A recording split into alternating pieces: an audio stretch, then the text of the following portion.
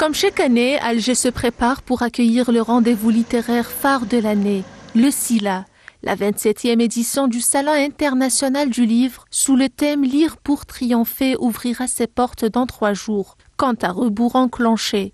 En l'honneur du 70e anniversaire du déclenchement de la glorieuse révolution du 1er novembre, le Salon accorde une grande importance à cette date, avec la programmation de plusieurs rencontres sur la mémoire nationale et la guerre de libération.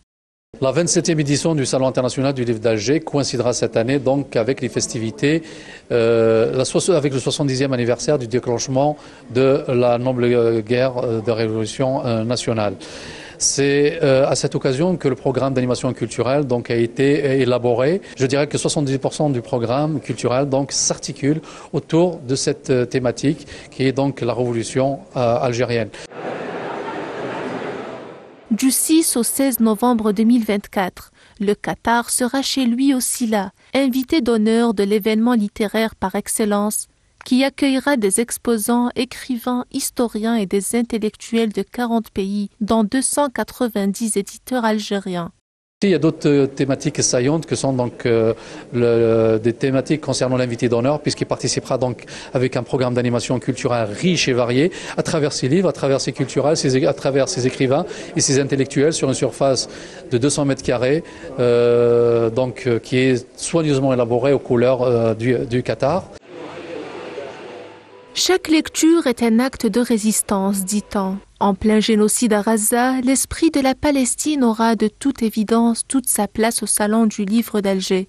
L'accent sera mis sur la lutte intellectuelle et littéraire du peuple palestinien, ainsi que l'interaction des Algériens avec la cause palestinienne à travers l'histoire, en insistant notamment sur le thème de la résistance à travers la littérature et le cinéma.